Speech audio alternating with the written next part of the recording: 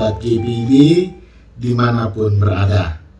Senang sekali dapat berjumpa dalam program Morning Call saat ini. Perkenalkan, saya Pendeta Willem Esau Talakua selaku Ketua Majelis Jemaat GPIB Sion Koba Mupal, Bangka Belitung. Sahabat GPIB, sebelum kita akan membaca dan merenungkan firman Allah dari Alkitab, mari kita berdoa. Mari kita berdoa. Kami bersyukur kepadamu ya Tuhan, karena kasih, setia dan kebaikan Tuhan yang boleh kami alami dalam keseluruhan hidup kami. Kami bersyukur ketika Engkau telah membangunkan kami di pagi hari ini. Dengan anugerah yang baru, kami boleh diberi nafas hidup untuk memasuki hari yang baru. Dan kami bersyukur ketika kami akan menapaki dan menggerakkan langkah kami di hari ini. Tuhan boleh memperlengkapi dan membekali kami melalui firman Tuhan yang akan kami baca dan renungkan dari Alkitab. Karena itu Tuhan, kami sadar akan keterbatasan kami sebagai manusia. Kami mohon kepadamu, kiranya Roh Kudus menguasai hati dan pikiran kami, sehingga kami yang terbatas ini dimampukan untuk dapat mengerti, merenungkan, menghayati, bahkan juga menghidupi firman Tuhan yang telah kami baca dan renungkan untuk kami lakukan dalam keseharian hidup kami. Dan untuk hamba-Mu, Tuhan berkati dan urapi dengan Roh Kudus-Mu. Berfirmanlah ya Tuhan, Sang Firman yang hidup, karena di pagi hari ini kami siap untuk menyambut firman-Mu. Amin. Sahabat GPIB, pembacaan Alkitab terambil dari Ibrani pasal 13 ayat 1 sampai dengan ayat yang ketiga.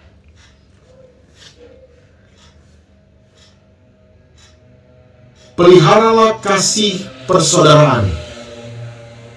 Janganlah kamu lupa memberi tumpangan kepada orang, sebab dengan berbuat demikian, beberapa orang dengan tidak diketahuinya telah menjamu malaikat-malaikat.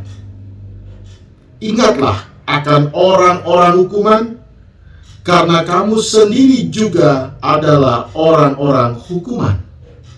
Dan ingatlah akan orang-orang yang diperlakukan sewenang-wenang, karena kamu sendiri juga masih hidup di dunia ini. Demikianlah pembacaan Alkitab. Kiranya firman Tuhan senantiasa menjadi pedoman di dalam kehidupan kita hari lepas hari. Haleluya. Sahabat GPIB, ketika di suatu waktu tiba-tiba ada seseorang berkunjung ke tempat kita tidak mengenalnya, kita tidak tahu identitasnya, atau kita sebut sebagai orang asing misalnya. Bagaimana respon kita? Mungkin karena itu orang asing, yang umum terlintas dalam benak dan pikiran kita adalah pertanyaan, kira-kira ini orang baik atau orang jahat ya?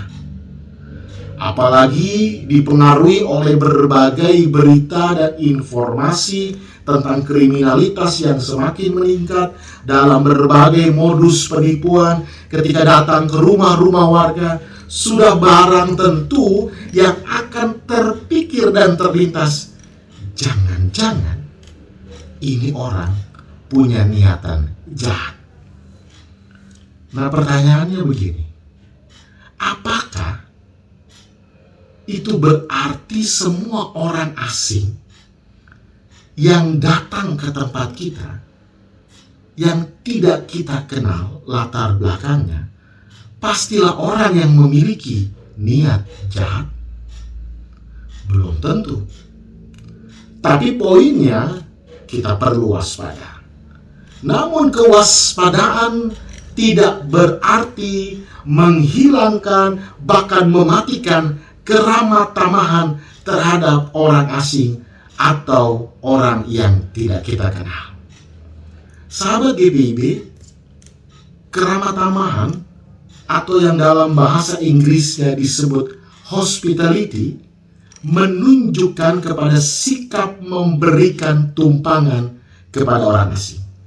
Dan hal ini yang ditekankan secara khusus dalam ayat 2 dengan pesan, janganlah kamu lupa untuk memberi tumpangan kepada orang. Jadi sahabat GPIB, dalam dunia kuno, keramah tamahan atau memberi tumpangan kepada orang asing adalah sesuatu yang diagungkan. Bahkan di dunia kuno sendiri mencintai dan menghormati keramah tamahan itu. Misalnya, bagi bangsa Yahudi ada ungkapan begini, ada 6 hal yang buahnya dapat dinikmati oleh manusia dalam dunia ini dan yang akan menaikkan kehormatannya dalam dunia yang akan datang. Salah satunya ialah keramah tamahan terhadap orang asing. Demikian juga bagi bangsa Yunani. Keramah tamahan terhadap orang asing adalah hal yang penting. Kenapa? Karena dewa yang mereka sembah, yang dikenal dengan nama dewa Zeus, kata Zeus itu memiliki arti dan pengertian dewa orang asing. Dengan demikian, bangsa Yunani mengagungkan keramah tamahan. Dan karenanya, mereka menolak bentuk-bentuk keramah tamahan yang menuntut imbalan uang. Nah, sahabat GPIB, ketika kita bicara tentang keramah tamahan, maka dalam kalangan kekristenan yang tersirat dalam dan melalui surat Ibrani ini, keramah tamahan seperti itu diperlukan di kalangan orang-orang Kristen. Mengapa? Misalnya pada saat itu para budak belian tidak mempunyai rumah bagi mereka sendiri, sehingga dengan demikian memberi tumpangan kepada mereka itu adalah hal yang baik. Lalu para pengkhotbah dan para nabi senantiasa berada di tengah-tengah perjalanan dalam menjalankan tugas-tugas mereka. Dan karena itu mereka perlu tempat untuk mereka beristirahat dan mereka perlu tumpangan. Dengan demikian memberi tumpangan adalah hal yang penting. Demikian juga dalam berbagai kesibukan hidup lazim orang Kristen pada zaman itu. Seringkali mereka melakukan perjalanan yang jauh, bahkan orang Kristen pada saat itu hidupnya terpencil dan harus berjuang sendirian, sehingga mereka tidak punya siapa-siapa. Karena itu memberi tumpangan kepada mereka adalah hal penting. Nah, dalam kaitan itu penulis surat Ibrani mengatakan bahwa mereka yang menyediakan rumahnya untuk para tamu kadang-kadang tanpa mereka sadari telah menerima para malaikat Tuhan. Nah, ini menarik. Bahkan hal ini mengingatkan orang-orang Ibrani pada peristiwa ketika malaikat Tuhan mendatangi Manoah untuk memberitakan kepadanya bahwa ia akan memperoleh seorang anak laki-laki. Jadi, menyambut dan memberi tumpangan kepada orang asing tidak saja dilihat sebagai bagian dari kemanusiaan, melainkan juga sebagai keyakinan iman bahwa tindakan itu adalah tindakan menyambut kehadiran utusan Allah. Dengan demikian, orang-orang asing dimaknai sebagai utusan Allah. Nah, dari keramah tamahan inilah gereja Kristen kuno menampilkan dan mewujudkan rasa empati yang besar terhadap mereka yang berada dalam kesulitan, secara khusus ketika berbicara tentang tempat tinggal sementara. Nah, pertanyaannya untuk kita bersama-sama di dalam perenungan ini, apakah gereja atau kita saat ini juga memiliki keterbukaan dan rasa empati yang besar terhadap orang asing? Atau kita cenderung menutup mata, abai terhadap kehadiran orang-orang yang kita anggap asing karena berbeda dari kita dalam berbagai aspek kehidupan? Bahkan jangan-jangan kita lebih sering menutup segala akses terhadap keramah tamahan bagi orang asing dengan menggantikannya melalui penilaian dan tendensi yang negatif terhadap mereka.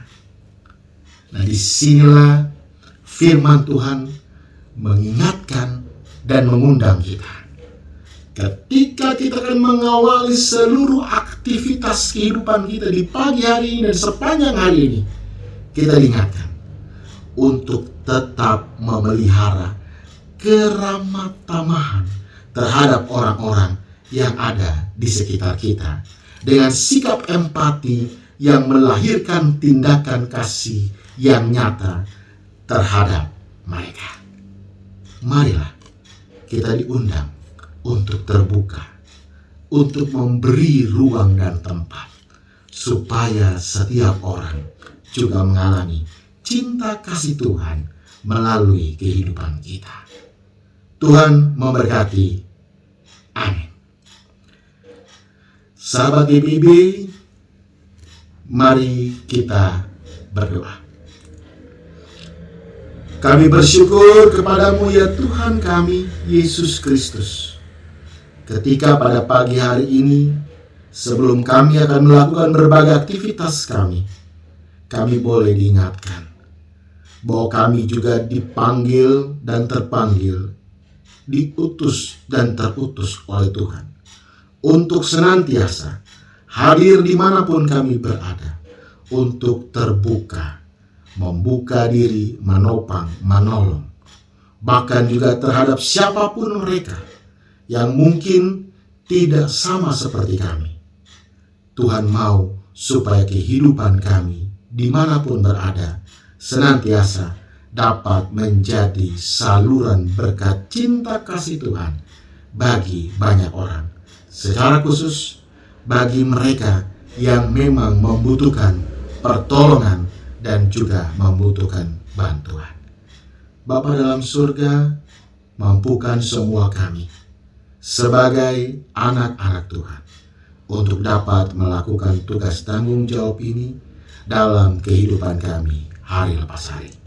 Dan untuk hari ini, apapun yang akan kami lakukan, apapun yang akan kami kerjakan dalam kehidupan kami, baik pribadi, bersama keluarga, maupun juga di tengah-tengah kehidupan gereja Tuhan, dan juga di tengah-tengah masyarakat, biarlah Tuhan senantiasa menyertai dan memberkati kami, agar dimanapun kami berada, nama Tuhan senantiasa dimuliakan.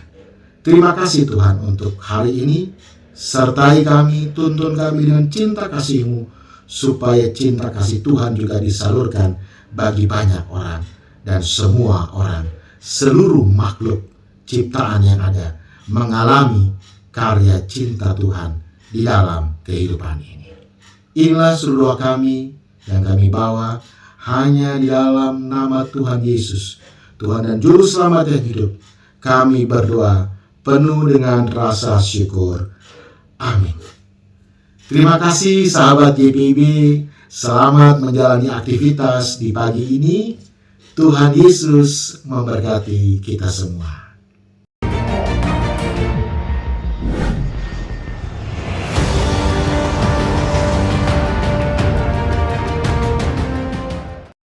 Sekolah Tinggi Ilmu Kesehatan Gria Husada Surabaya membuka penerimaan mahasiswa baru tahun ajaran 2023 sampai 2024. Sekolah Tinggi Ilmu Kesehatan Gria Husada terakreditasi BAN PTB dengan menawarkan 2 program studi, yaitu pertama, D3 Kebidanan, kedua, Administrasi Rumah Sakit. Ada juga fasilitas yang memadai seperti asrama putri, perpustakaan, gazebo dan hotspot area, dan masih banyak lagi. Pendaftaran gelombang pertama dibuka pada Desember 2022 sampai Februari 2023. Gelombang kedua dibuka pada Maret 2023 sampai Mei 2023. Gelombang ketiga dibuka pada Juni 2023 sampai September 2023. Untuk informasi lebih lanjut dapat menghubungi nomor di bawah ini.